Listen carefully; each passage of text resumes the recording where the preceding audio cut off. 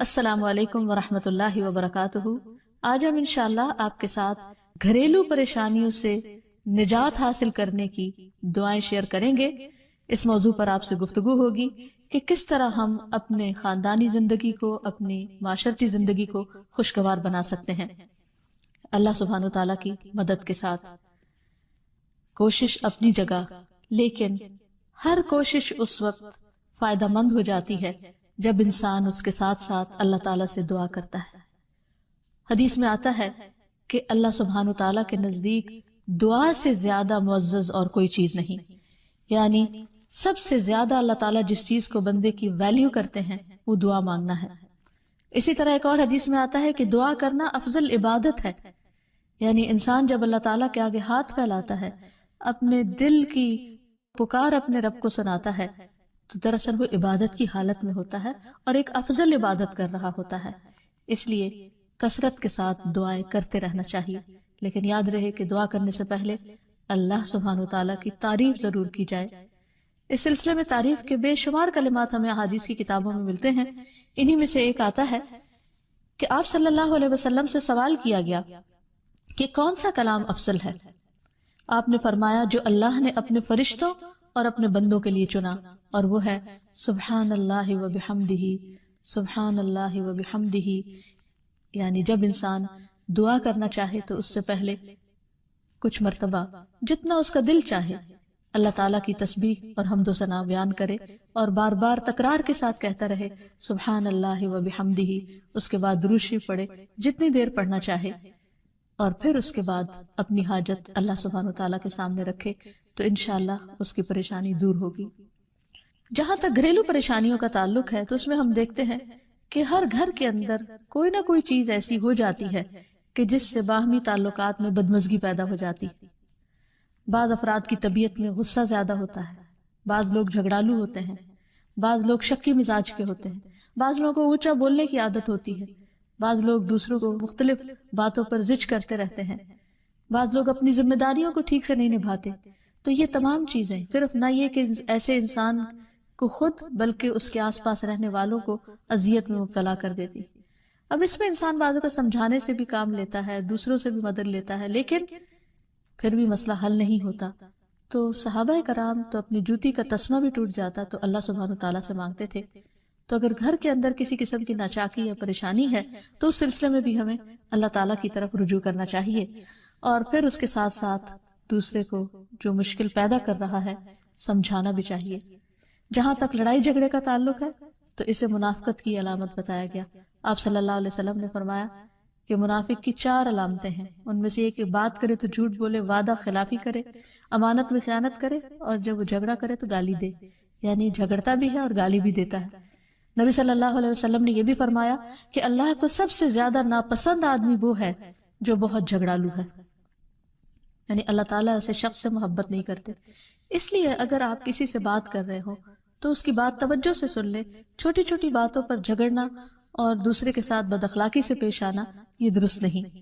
پھر اسی طرح مومن جو ہے وہ کبھی بد اخلاق نہیں ہوتا، اور بد اخلاقی پھر منافقت کی علامت ہے۔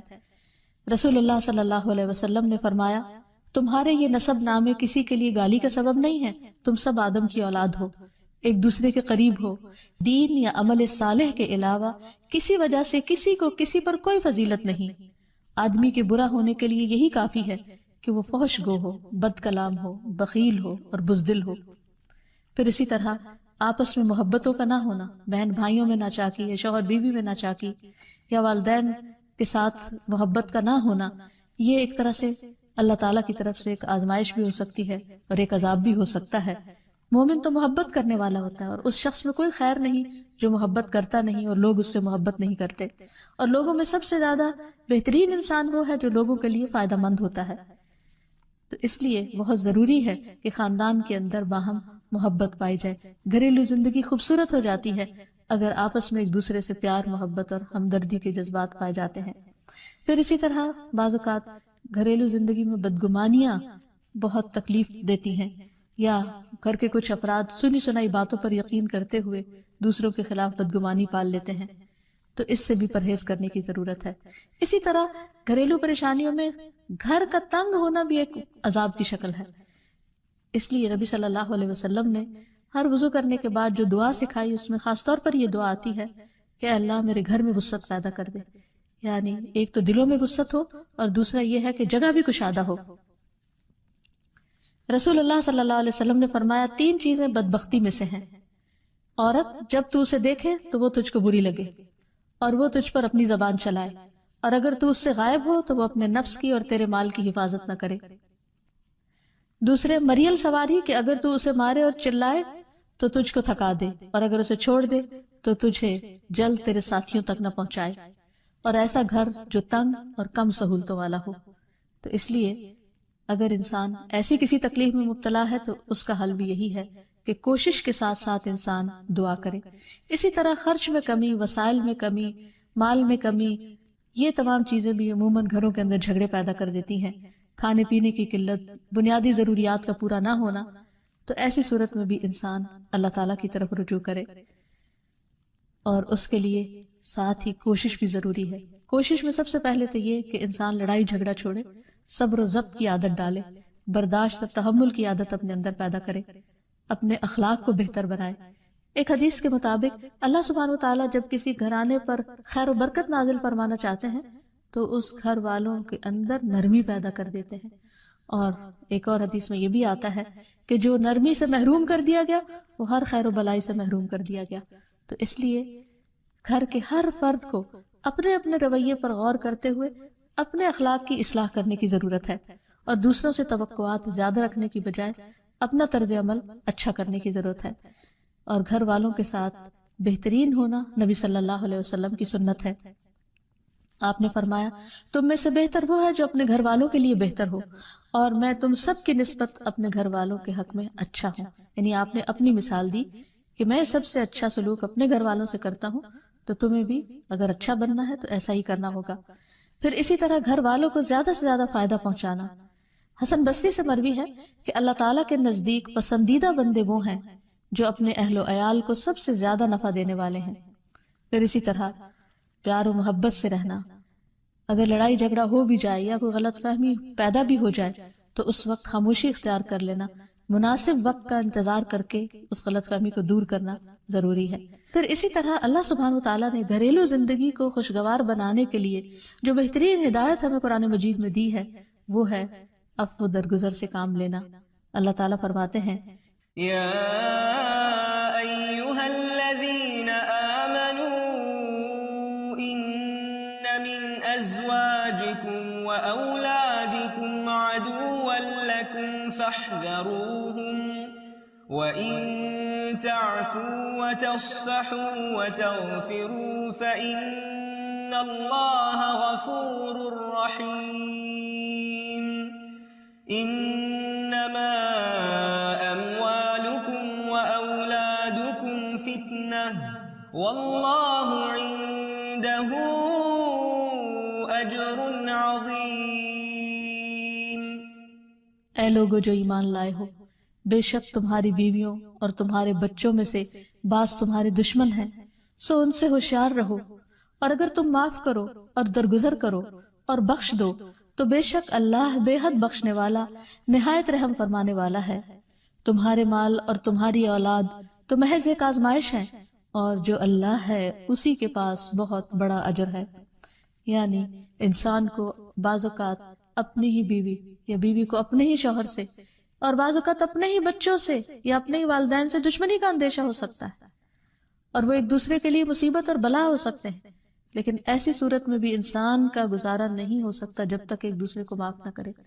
زندگی کی گاڑی نہیں چل سکتی جب تک انسان دوسروں کے قصور اور غلطیاں ان سے درگزر نہ کرے، کیونکہ ہر انسان کبھی غصے کی وجہ سے، کبھی جہالت کی وجہ سے، کبھی جلد بازی کی وجہ سے، کبھی لوگوں کے اکسانے پر اپنے پیاروں کے ساتھ زیادتیاں کر جاتا ہے. تو ایسی صورت میں انسان اگر چاہتا ہے کہ اس کی زندگی خوشگوار ہو تو اسے معاف کرتے رہنا چاہیے. نبی صلی اللہ علیہ وسلم کے اخلاق کے بارے میں جب پوچھا گیا تو حضرت عائشہ کہتی ہیں کہ آپ تان و تشنیع کرنے والے نہ تھے، یعنی تانے نہیں دیتے تھے، یعنی اگر کسی سے غلطی ہو جاتی تو اسے بار بار یاد نہیں کراتے تھے، فحش کام نہیں کرتے تھے، بازاروں میں چیخنے والے اور برائی کا بدلہ برائی سے دینے والے نہ تھے، بلکہ معاف کرنے والے اور درگزر کرنے والے تھے. اور حقیقت یہ ہے کہ جو جس کے جتنا قریب ہوتا ہے، جیسے گھر والے ہیں، اس کی غلطیاں اور اس کی کمزوریاں زیادہ سامنے آتی ہیں، اور پھر وہ ریپیٹڈلی سامنے آتی ہیں، بار بار سامنے آتی ہیں، تو ایسی صورت میں معاف کرنا بھی مشکل لگتا ہے، لیکن پھر بھی معاف کیے بغیر گزارا نہیں۔ پھر اسی طرح یہ ہے کہ انسان اگر ہمیشہ دوسروں کا حق ادا کرنے کی فکر کرے تو اس سے بھی بہت سے جھگڑے ختم ہو جاتے ہیں۔ شوہر اگر بیوی کو حق دینے والا ہو، بیوی خوشی سے شوہر کا حق دینے والی ہو، بہن بھائی ایک دوسرے کے اوپر قربانی کرنے والے ہوں، ایثار کرنے والے ہوں، تو ایسی صورت میں گھر کا ماحول بہت خوشگوار ہو سکتا ہے۔ عورت کے بارے میں فرمایا نبی صلی اللہ علیہ وسلم نے کہ عورت اس وقت تک ایمان کی حلاوت نہیں پا سکتی جب تک کہ وہ اپنے شوہر کا حق ادا نہیں کرتی۔ اسی طرح شوہر کے لیے نبی صلی اللہ علیہ وسلم کا یہ اسوہ حسنہ بہترین ہے کہ آپ صلی اللہ علیہ وسلم اپنے گھر ہوتے ہوئے اپنے گھر والوں کے کام کاج میں ہاتھ بٹایا کرتے تھے، ان کی خدمت کیا کرتے تھے۔ جب نماز کا وقت ہوتا تو فوراً نماز کے لیے تشریف لے جاتے۔ آپ اپنے چھوٹے چھوٹے کام خود کر لیا کرتے تھے۔ یعنی اس سے بھی یہ پتہ چلتا ہے کہ خوشگوار گھریلو تعلقات میں دوسرے پر بوجھ نہ بننا ایک بہت اہم نقطہ ہے، کیونکہ اگر ہر انسان اپنی ذمہ داری خود لے لے تو دوسروں کے لیے وہ خوشگوار ہو جاتا ہے۔ پھر اسی طرح گھر والوں کو اگر کوئی غم، تکلیف یا پریشانی ہو تو اس موقع پر اپنے اختلافات کو بھول کر ان کی مدد کرنا، ان کی کیئر کرنا اور ان کی دلجوئی کرنا یہ بھی بہت ضروری ہے۔ اور حد الوسع گھر کا ماحول خوشگوار رکھنا چاہیے، ایک دوسرے کا احساس کرتے ہوئے اور ایک دوسرے کے کاموں میں عیب نہ نکالتے ہوئے اور ایک دوسرے کو اپریشیٹ کرتے ہوئے، ایک دوسرے کی اچھی خوبیوں کو اور اچھی باتوں کی تعریف کرتے ہوئے، اور اسی طرح بعض اوقات اپنی خواہشات کو پیچھے کرتے ہوئے، کیونکہ اگر ہر انسان یہ چاہے کہ زندگی اس کے مطابق، کیونکہ اگر ہر انسان یہ چاہتا ہو کہ ہر کام گھر میں اس کی مرضی کے مطابق ہو تو یہ ممکن نہیں۔ بہت سے گھروں میں ساس بہو کا جھگڑا کس بنا پر ہوتا ہے، یا آپس میں قریبی رشتوں کا جھگڑا اور فتنہ فساد کس وجہ سے ہوتا ہے؟ کیونکہ ہر شخص یہ چاہتا ہے کہ گھر کا نظام اس کی مرضی کے مطابق ہو، حالانکہ ایسا ہونا ممکن نہیں۔ تو اس لیے ہر انسان کو اپنی رائے بھی دینی چاہیے، لیکن دوسروں کی رائے کا بھی احترام کرنا چاہیے، اپنی ضرورت بھی پوری کرنی چاہیے، لیکن اس کے ساتھ ساتھ دوسروں کی ضروریات کا بھی خیال کرنا چاہیے۔ پھر اسی طرح بہت سے معاملات میں قناعت اختیار کرنی چاہیے، کیونکہ یہ زندگی بذات خود ایک امتحان ہے، اور اصل عیش و عشرت کی جگہ جنت ہے، دنیا نہیں، یا دنیا کا گھر نہیں۔ تو اس لیے ضروری ہے کہ مشکل حالات میں انسان اپنے عزیزوں کا، پیاروں کا، گھر والوں کا ساتھ دے، ان کی مدد کرے۔ مثلا شوہر کے اگر معاشی حالات تنگ ہیں تو بیوی ناجائز مطالبات نہ کرے، اسی طرح اگر بیوی بیمار ہے تو شوہر اس سے بہت زیادہ گھر کے کام کا مطالبہ نہ کرے۔ تو ایک دوسرے کے حالات کی رعایت کرتے ہوئے اگر انسان ایک دوسرے سے توقعات رکھے تو اس سے بھی حالات بہت خوشگوار ہو سکتے ہیں۔ اور پھر یہ کہ ہمیشہ دوسروں کی چھوٹی چھوٹی ایفرٹ پر ان کے لیے شکر گزاری کے جذبات ہونے چاہیے۔ مثلا اگر کوئی آپ کو گھر میں پانی پلا دے تو آپ اس پر بھی شکریہ بولیں۔ ہم عام طور پر اگر گھر سے باہر کہیں ہوتے ہیں اور کوئی ہمارے ساتھ تھوڑے سا بھی احسان کا معاملہ کرے تو ہم اس کے احسان کو مانتے ہیں، لیکن گھر والوں کا احسان ماننا ایک مشکل کام لگتا ہے۔ تو اس لیے اگر ہم چاہتے ہیں کہ گھریلو زندگی خوشگوار ہو تو اس میں گھر والوں کے احسان کو بھی ماننا ضروری ہے۔ اور پھر چھوٹی چھوٹی اذیتوں کو بہت مینشن نہیں کرنا چاہیے، ان کا ذکر نہیں کرنا چاہیے، ان پر صبر کرنا چاہیے۔ تو جو شخص شکر اور صبر سے کام لیتا ہے اس کی زندگی لازماً خوشگوار ہوتی ہے۔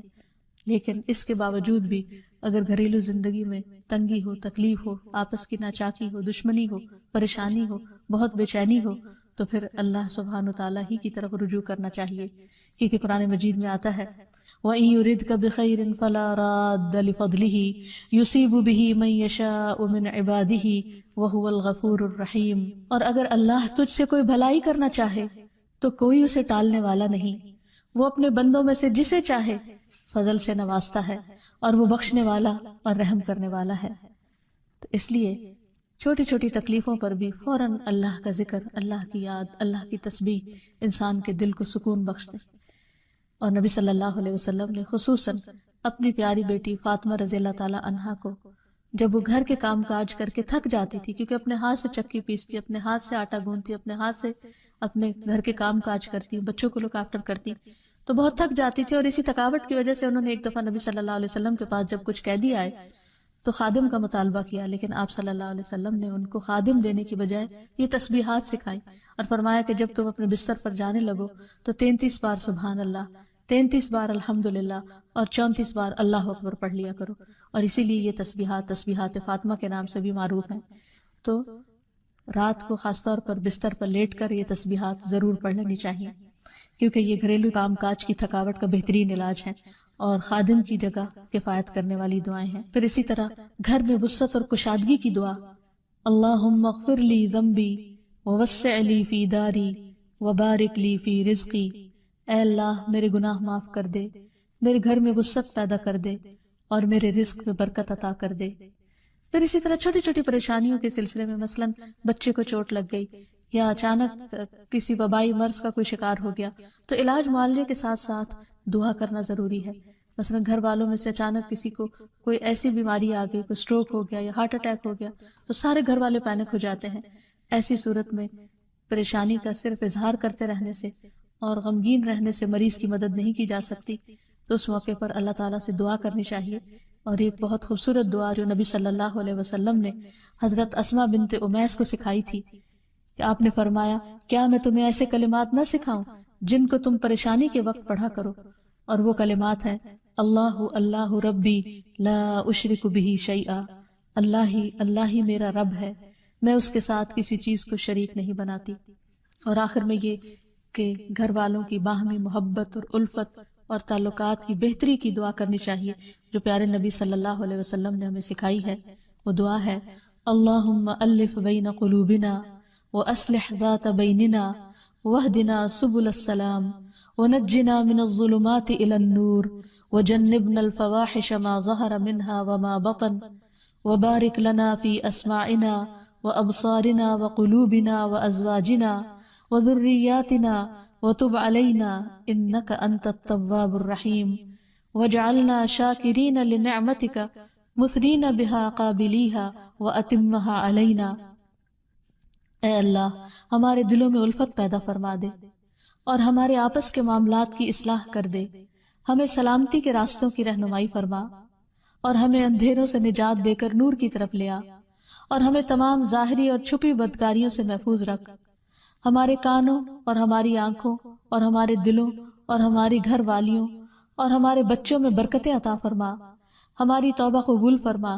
بلا شبہ تو بہت زیادہ توبہ قبول کرنے والا اور رحمت کرنے والا ہے۔ ہمیں اپنی نعمتوں کا شکر ادا کرنے والا بنا اور ان کی تعریف کرنے والا اور ان کو قبول کرنے والا بنا دے۔ ان نعمتوں کو ہم پر کامل فرما دے، یعنی ان نعمتوں کو ہم پر تمام کر دے۔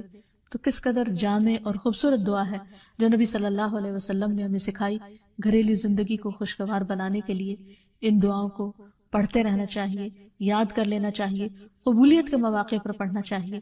اگر زبانی یاد نہ بھی ہو تو دیکھ کر پڑھ لینا چاہیے، اور اگر ان کا ترجمہ نہ آتا ہو تو اردو میں پڑھنے میں بھی کوئی حرج نہیں، لیکن اللہ تعالیٰ سے مانگتے رہیے کیونکہ ساری مشکلات کا حل صرف اسی کے پاس ہے۔ وآخر دعوانا ان الحمد للہ رب العالمین۔ السلام علیکم ورحمۃ اللہ وبرکاتہ۔